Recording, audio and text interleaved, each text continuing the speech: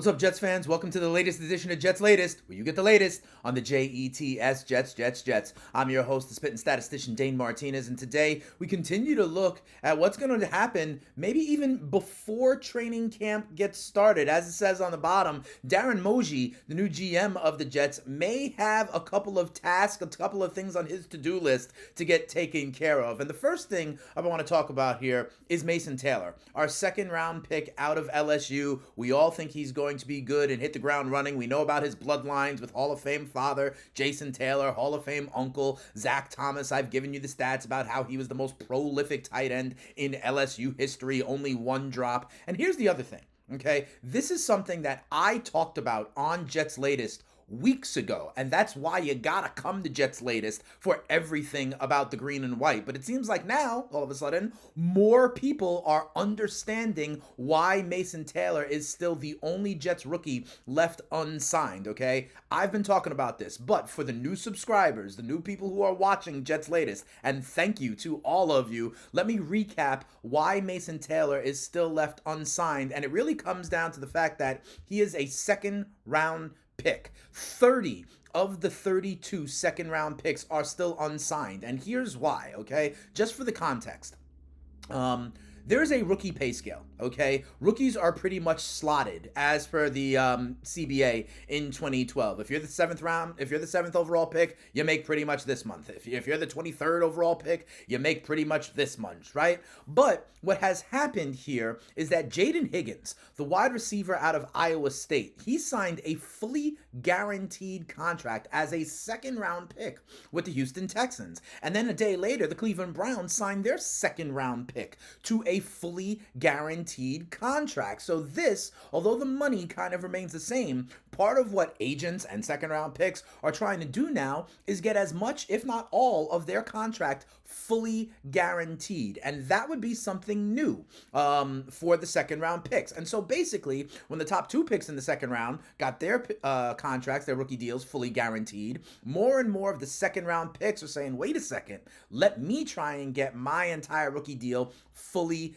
guaranteed. I mean, Breece Hall, as a second round pick a few years ago, got his third and fourth year fully guaranteed. So it had been trending in this direction, but it seems like the second round picks are holding out a little bit more for it this year. I mean, Trey Harris with the Chargers, a wide receiver out of Ole Miss, we talked about on Jets Latest.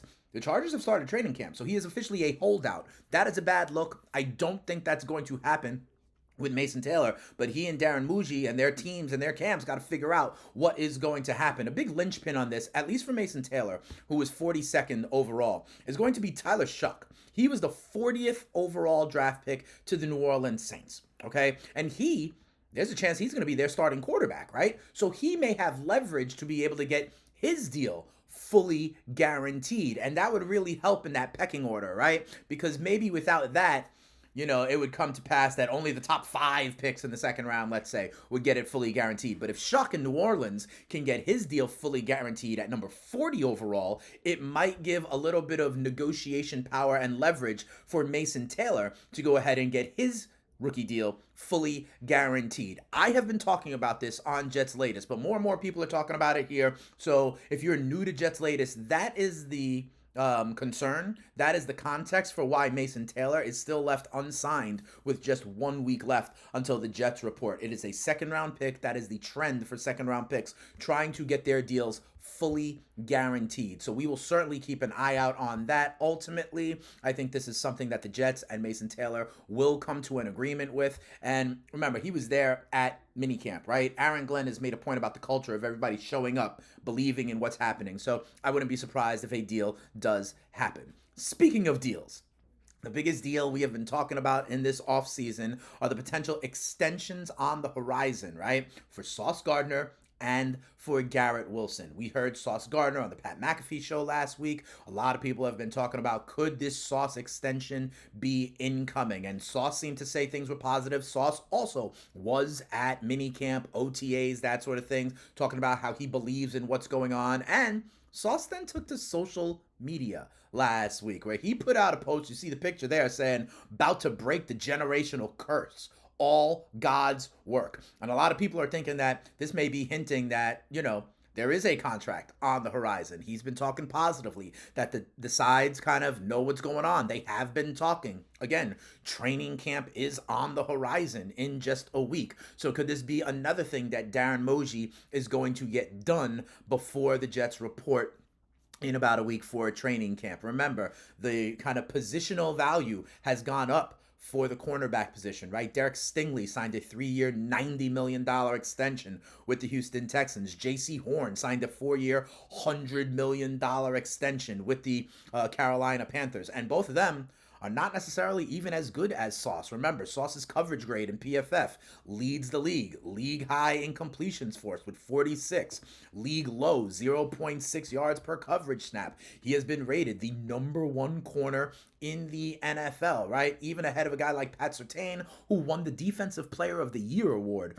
last year. So this has all been kind of in the narrative. We've been talking about this, but Sauce kind of, maybe he dropped a little bit of breadcrumbs there, right? That it is going to happen sometime soon. You know, here on Jets Latest, I think they need to pay the man. Also because the way the Jets, I think, are going to play defense this year with more man coverage may actually lead to Sauce even having better stats, more passes defensed, more interceptions, right? And that will only change the price. So I say pay the man, get it done. We got some salary cap relief, if you remember, with guys like Aaron Rodgers and CJ Mosley in the new league year. So I think we need to use some of that money for Sauce Gardner. And it looks like Sauce Gardner and Garrett Wilson may be on the horizon. But another young buck for the New York Jets, who is going to be on Darren Moji's mind, is Jermaine Johnson. And remember, Jermaine Johnson had a really good 2023. We've talked about it here on Jets Latest. Then he had that Achilles injury that, kind of cost him most of 2024. He's been recovering. He's been kind of rehabbing. We hope that he is going to be good to go for training camp and, of course, the season. But a lot of people say that Achilles injury is very hard to come back from. And listen to this. Jermaine Johnson has heard the noise about this, but he don't care. Check out what Jermaine Johnson had to say about that. He goes, yeah, I mean, I see all the noise. Oh, it usually takes a year, and he's not going to feel like himself for a while. I like to feel how I like to feel, and I don't have any ceiling on myself. I never do. So I feel like I need to pick up exactly where I left off, and I need to come out swinging. There is no excuse. I don't have one. I'm going to pick up where I left off. And where he left off was really good. 7.5 sacks, over 13% pressure rate, okay? A pass rushing grade of 83. That was in the top 20 for edge rushers last year. Remember, he is now joining Will McDonald, who had double-digit sacks last year, to form what really could be one of the better young edge rushing duos in the NFL. He led the Jets edge rushers in 2023 with 11 tackles for loss. And he's so well-rounded. I've talked about this. 45 plus quarterback pressures, 15 run stops, 10 tackles for loss, and even deflected some passes, right? So Jermaine Johnson is definitely a well-rounded edge rusher, and if he continues to pick up where he left off, then all of a sudden Muji's going to have to think about a new contract for him as well. And Jermaine Johnson was on social media. I show you what Sauce posted. Look at what Jermaine Johnson posted, actually retweeting this exact quote that I told you about how he's confident he's going to pick up where he left off, has no ceiling, has no limits. He retweeted that with the following, saying, buy my jersey now, price going up 100. And I think that's a little cryptic as well, right? He's saying, buy my jersey now, almost like he's talking to the fans, right? But then he says, price going up. Could that also be a subtle message to the Jets, to Darren Moji, that he is going to come back and show up and show out, and that his price is going to go up? I say it all the time. Yesterday's price is not today's price.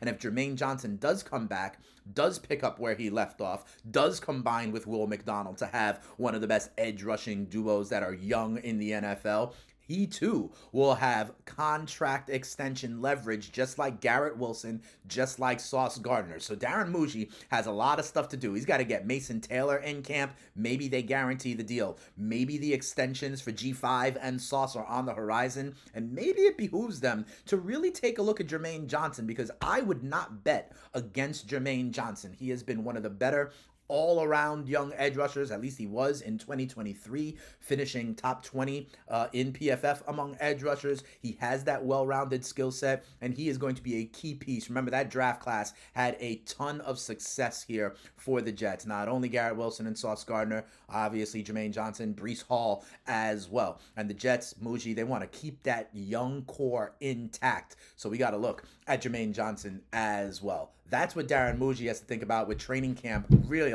on the horizon. What I also want to do is say some of the comments from you guys. Thank you. I mentioned I had to redo the Mason Taylor story to explain people, even though I have been talking about it for a while. That's why you need to get down with Jets Latest. That's why you got to watch these videos, subscribe to the channel, tell a Jets fan friend to tell a Jets fan friend. But I also want to tell the people what you guys are saying. Manny Mo, number 7 out there, says, I feel good about the kid Taylor. And he also said Cisco has an element that we haven't had in a while. Remember, we talked about Cisco, kind of that rangy safety in the back end in a previous episode of Jets Latest. Furniture Guy 6125 says the Jets over is a lock, but I said that last year too. Then he says to me, great content as usual. I appreciate the comments. I appreciate everybody, kind of coming to Jets Latest, subscribing and all of that. We did talk about the record, and I do think going over the 5.5 wins for the Jets this season is pretty much a lock. I think the arrow is pointing up. Get that futures bet in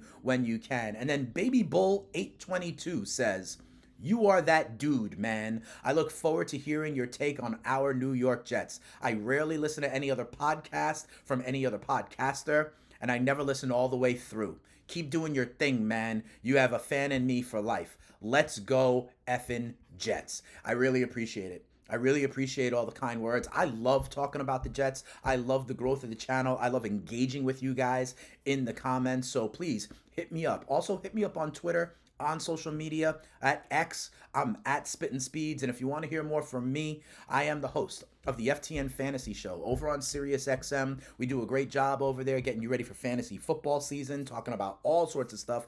FTN Fantasy is a great website, content, simulations, rankings, tools to make you a better fantasy player and a better sports gambler. And speaking of sports gambling, I'm also the host of In Game Live. That's a show over on Sports Grid TV. I do it at night where we go around all the action, whether it's basketball, baseball, when it's football, and we are trying to find live betting opportunities for you. Live betting is all the rage right now, and if you see something, say something. I'm on Sports Grid TV, I'm on SiriusXM, but if you just want the green and white, I am here for you on Jets Latest with training camp just a week away in what is going to be a great season, or at least hopeful and optimistic season where we can feel good about the direction we are going. That'll do it for this episode. Like, follow, subscribe, tell a Jets fan friend to tell a Jets fan friend. I will be here all season. But for today, we out of here. Peace.